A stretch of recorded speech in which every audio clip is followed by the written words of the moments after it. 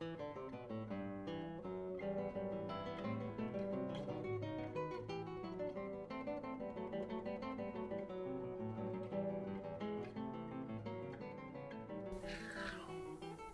if one talks about a world of perpetual happiness, albeit gradients of well-being, uh, it helps if one does not suggest that what one is urging is revolutionary, even if it is revolutionary, and if one can draw on existing imagery and language, then it can seem less alien to people. Because after all, what is the Christian conception of heaven all about? It is a perpetual sublime bliss.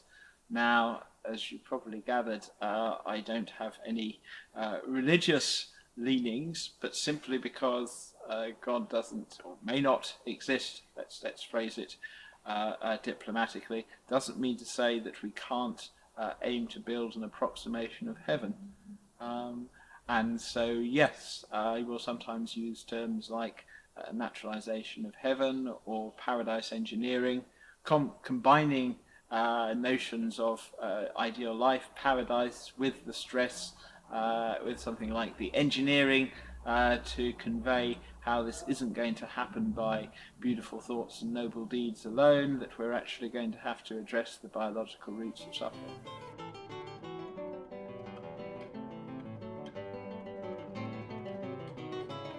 Sabotage at the mill.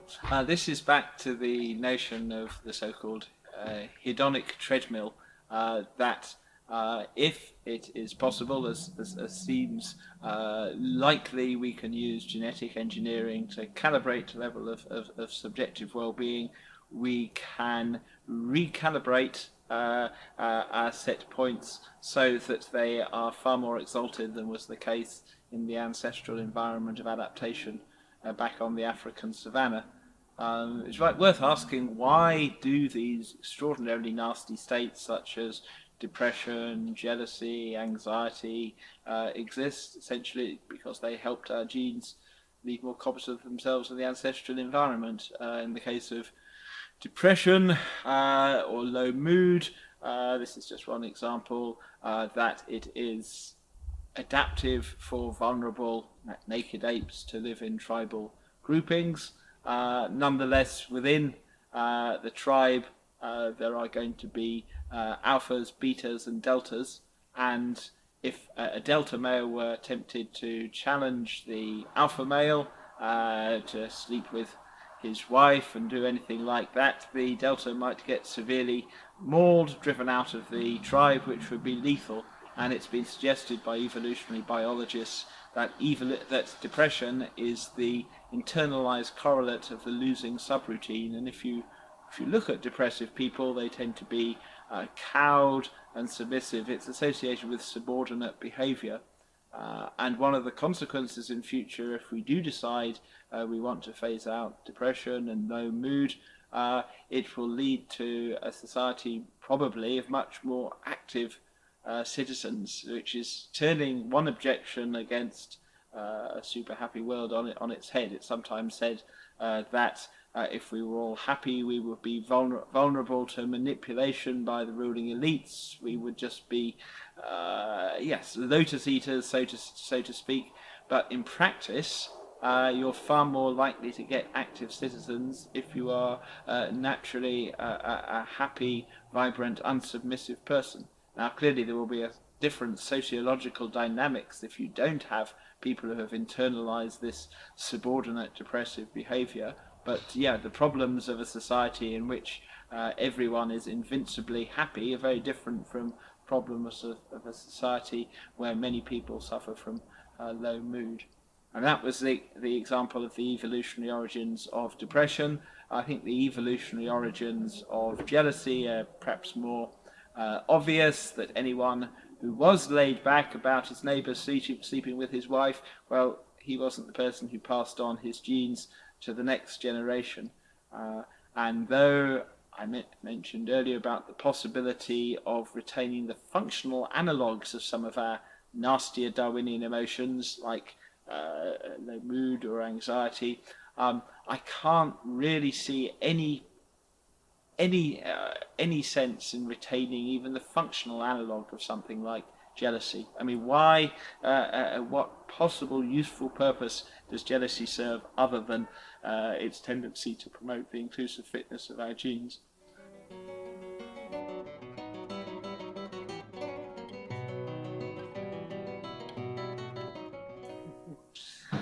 Good question. Contemplative bliss will certainly be an option in future. I wouldn't wish to suggest that we should all spend 18 hours a day being furiously productive. Doing what exactly? But it's worth dwelling on how there's a distinction between happiness and motivation, and that very crudely raw bliss, happiness, positive hedonic tone seems to be particularly associated with activation of the mu opioid receptors in our hedonic hotspots, whereas motivation is associated with high mesolimbic dopamine function. And as can be shown experimentally today, but in future sustainably, it will be possible to arbitrarily increase or diminish pleasure and or motivation on these axes. Empirically today, one knows that the happiest people statistically will tend also to be the most motivated. It's depressives who tend to suffer from learned helplessness and behavioural despair. So other things being equal, raising people's hedonic set point, it extends both the range of stimuli they find rewarding and also the depth of their motivation.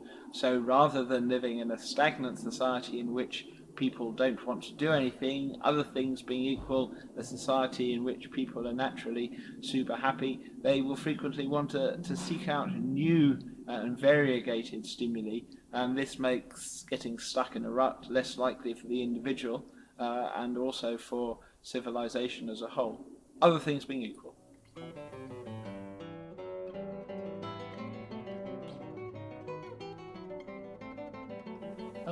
In terms of what one can do now to alleviate the burden of suffering in the world, what is the greatest source of severe, chronic and readily avoidable suffering in the world today? It's entirely man-made, and that is factory farming and the death factories. And though one can, and I do, explore various high-tech solutions, such as the development of in vitro meat, cultured meat, which will probably be coming, it will be commercialized later this century. I think anyone who is at all morally serious has an obligation to become a vegan now. In the case of something like child abuse, for instance, if someone says, "But I like the taste," we wouldn't consider this ethically acceptable. But if someone says, "But I like the taste when it comes to eating meat," we somehow regard this as, yes, I said, it is a matter of personal choice. But if one accepts, and I think all the neurological, genetic, behavioral evidence converges on this, that a pig, for instance, is as sentient as a pre-linguistic toddler, then it is profoundly immoral to treat other sentient beings in the way we do. And not merely should, I think, one give up eating meat and animal products oneself, one should try to persuade others to do so. It's not a matter of personal choice any more than child abuse or rape should be a matter of personal choice. And I suspect future generations in society may well define our era in terms of the way we treated sentient beings of other species, in the same way now as we define the Nazi era in terms of the Holocaust. And I'm aware this is quite strong language, but I'm using this quite carefully and not with any intent of being sensationalist. And one has to consider the possibility of simply rationalizing self-interest. It does not require heroic self-sacrifice to give up meat and animal products. It does require a modicum of inconvenience, and if one is going to be a vegan as distinct from vegetarian, it's certainly worth reading a book or two on nutrition. In terms of protein, one can get an arbitrarily high level of protein on a vegan diet. There are vegan weightlifters, as you probably gathered. I'm not one of them. Some people actually do better on a low protein diet. They feel less anxious and tense. Other people actually prefer a high protein diet, but it doesn't involve choosing between the two. I mean, if you're really fanatical about getting maximum protein, you can eat protein isolate and get far more protein than even the most avid carnivore will. This is essentially a non-issue. Protein isolate, something like 90% pure pea protein or something like that. However, I would stress that if you do adopt a cruelty-free vegan lifestyle, you won't need to consume all these pills and potions, but this is simply addressed to the protein junkie who is convinced that he, and it generally is a he, can only flourish with prodigious amounts of protein.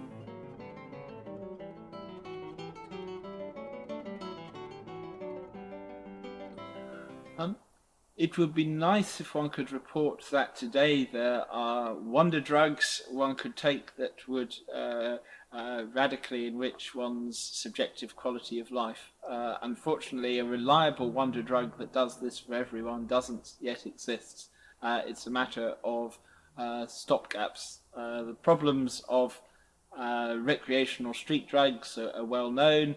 In many cases, they will provide an extremely rewarding experience in the short term, followed by some form of hangover. In any case, they just tend to kick into gear the negative feedback mechanisms of the brain, so that the good effects one experienced from the drug at the time, one gets this perhaps long drawn out withdrawal reaction the next day, or sometimes much longer. In the case of today's clinically licensed psychopharmaceuticals, once again, a very mixed bunch. Some people can do well on them. More commonly, people get a partial response, and other people simply don't respond at all. I'm thinking of the different classes of antidepressants, anti-anxiety agents. Probably the first thing to do, though, before exploring the pharmacological options, is to run through a checklist of all the boring stuff, ensuring optimal nutrition, good sleep discipline, daily aerobic exercise. Not especially exciting, but will contribute to long-term well-being. I'm assuming that any ethically serious person who considers the issues will at the very least become vegetarian, and I think in even the medium term vegan. So this does mean cutting out meat and animal products. One can lead, it's probably best thing to do is, rather than thinking of it as being a terrible loss, is to buy a few vegan recipe books. I confess I'm one of these people who takes a rather functional approach to diet. Normally I'm just concerned in getting optimal vitamins, minerals, nutrients and so on, but there are other vegans who lead a gourmet lifestyle and get tremendous pleasure out of food and cooking. And yeah, I would recommend buying a couple of vegan recipe books rather than listen to my home tips.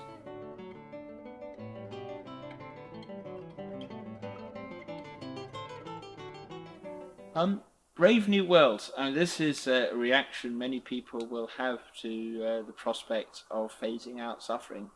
Isn't this just a Brave New World? Recall how in Brave New World the proles, the epsilons were kept in their place doing menial jobs by Soma. It was a very stratified society, and the kind of pleasure that was enjoyed, Soma yielded. It was rather like Soma, if you recall, something like heroin, but without many of the more unfortunate side effects. And Brave New World is a very stagnant society too. But some kind of Brave New World is only one option amongst many. And to give one example, if we were to phase out the molecular substrates of experience below hedonic zero, it will be possible to explore radically altered states of consciousness, radically alien mind spaces. Today, I think it is probably irresponsible to urge anyone to take major psychedelics because of the risk of bad trips. But if we do phase out suffering, instead of this being a recipe for intellectual stagnation, it will be possible to explore modes of consciousness that today are simply physiologically inaccessible, certainly in any normal state of mind. Many rationalists in the transhuman community, when they think of their cognitive limitations, will be worried about deficiencies of inference and their inadequacies as good Bayesian reasoners or whatnot, whereas I think by far our most profound form of cognitive deficit is our lack of access to radically altered states of consciousness, as different as, let's say, waking and dreaming consciousness. And if one is drug naive, one has simply no notion really of what these radically altered states are like.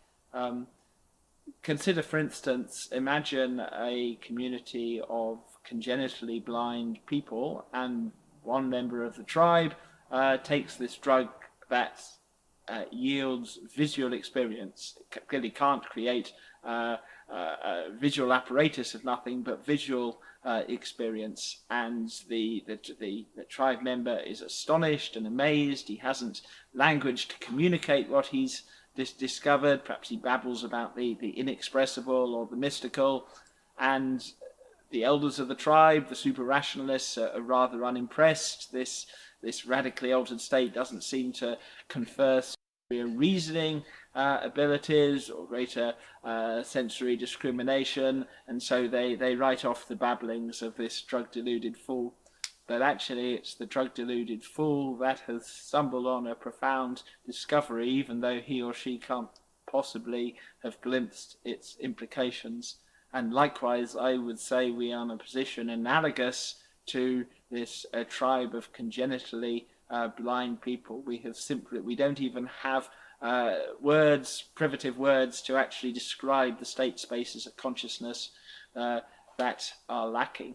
And it's not that, as we do explore the subjective properties of matter and energy that have not currently been recruited for any information signaling purposes, it's not as though we will be stumbling instantly on profound truths. On the contrary, we will be at first intellectually completely out of our depth. But nonetheless, as with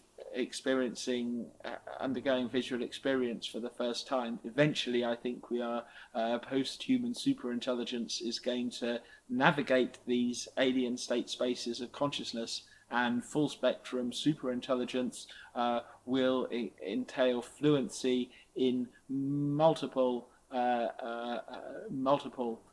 state spaces of consciousness. It's extremely problematic whether a classical digital computer can even be sentient, let alone explore altered states of consciousness. And perhaps I'm slightly atypical amongst transhumanists in that I don't think post-human successors are going to be machine, or rather non-biological machine intelligence. I think that post-human superintelligence will actually be our biological descendants, augmented by IT.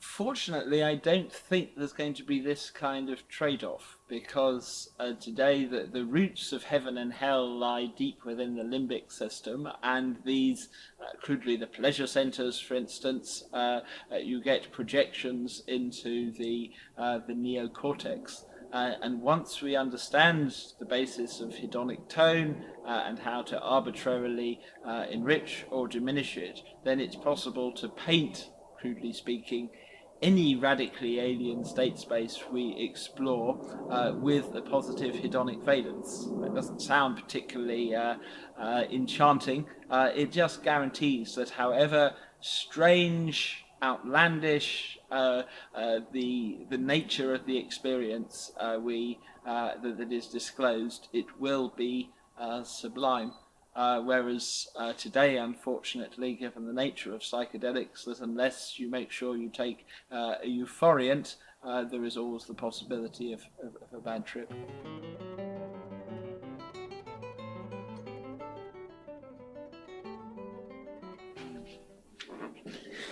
Yeah. I mean, consider something like visual intelligence. What are the prerequisites for superior visual intelligence? Yes, one needs a very rich capacity for discrimination. Perhaps one should have, ideally, the capacity to create great works of, of art, but at the same time, one does need to have this subjective experience of color. And so imagine a post-human superintelligence that had extraordinarily discriminative capacities that stretched way beyond that of humans. Perhaps it could even notionally be programmed, or in the case of if it's something functionally analogous to a neural net, a connectionist network trained up to produce artistic works that other humans would describe as aesthetically superb. But if there were no subjective experience, could that system be described as possessing visual intelligence, let alone visual superintelligence? Now, a behaviorist would say, well, what does it matter? But insofar as humans, for instance, want to experience profound aesthetic experiences, visual experiences, the actual quality of experience, qualia, as philosophers would say, is profoundly important. And there is simply no way, and how is this tying into rationality, what you may be asking?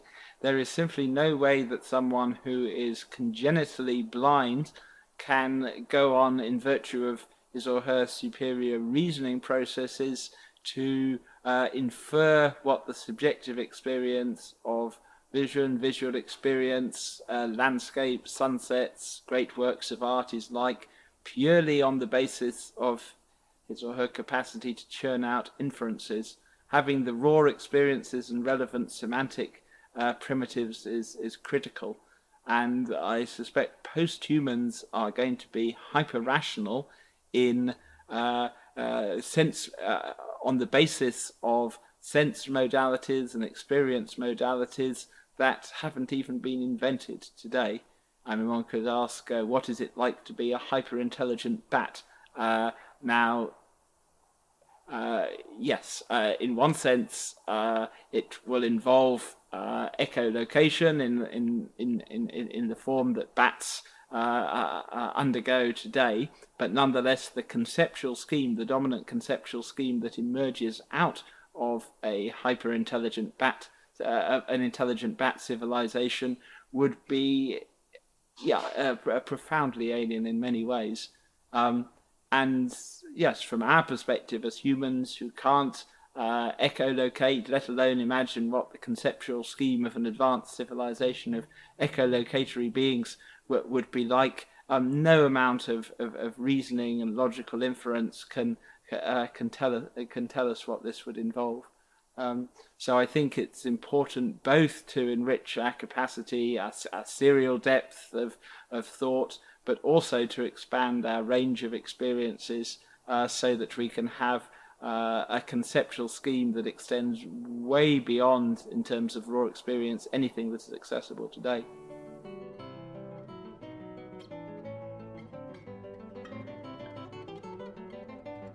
If it were the case that something like psychological hedonism or the pleasure principle were true, then it might be argued on simple grounds of means, ends, rationality that something like the hedonistic imperative was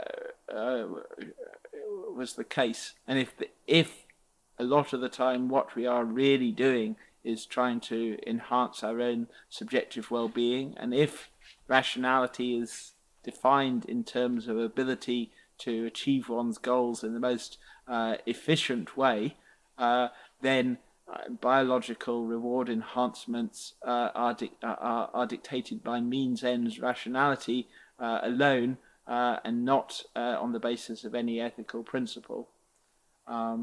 But of course, psychological hedonism and its variants is quite controversial. Many people would deny that they are in any way motivated simply by the pursuit of their own well-being.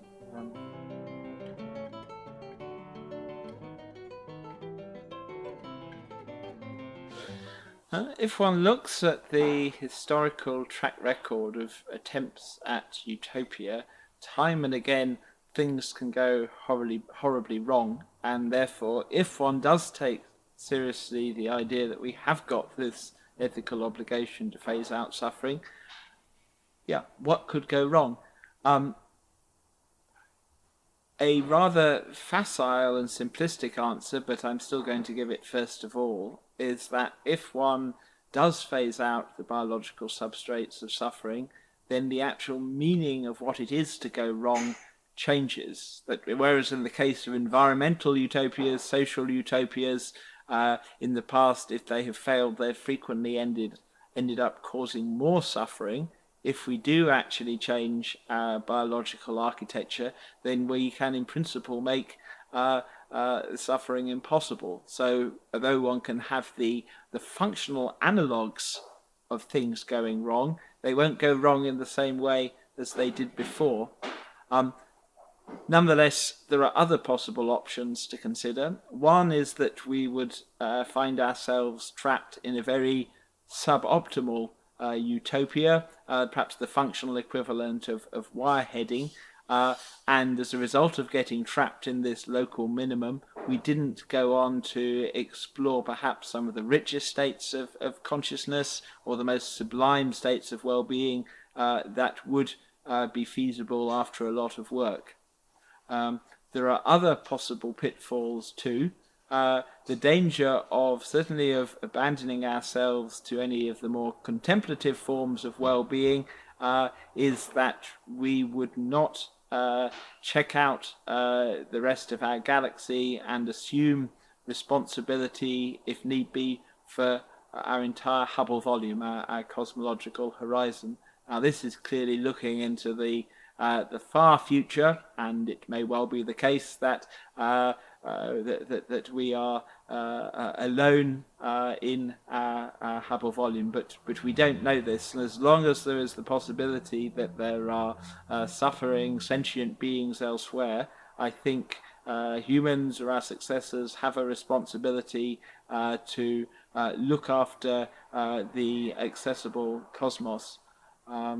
So in that sense, yes, there is a danger of prematurely foreclosing opportunities and responsibilities before we understand the responsibilities of what we're doing. I mean, by analogy, imagine if elsewhere in the galaxy there was another civilization that had acted responsibly, that had phased out suffering amongst members of their own species by rewriting their own genetic source code, had abolished suffering throughout the rest of their ecosystem, but then felt they had discharged all their ethical duties.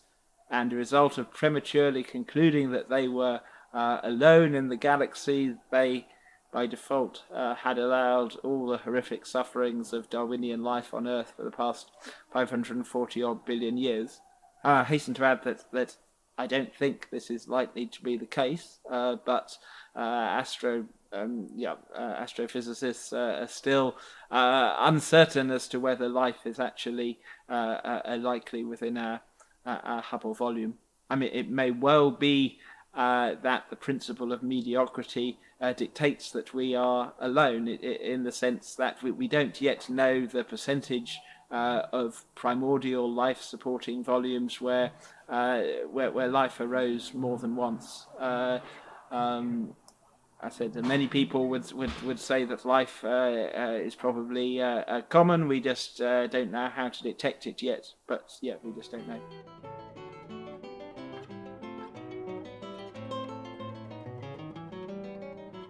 Could life, I mean, insofar as one conceives of life and mind as digital, then one can arbitrarily shrink it. If, on the other hand, one thinks interesting states of consciousness depend on object binding, then a digital conception of conscious mind isn't tenable.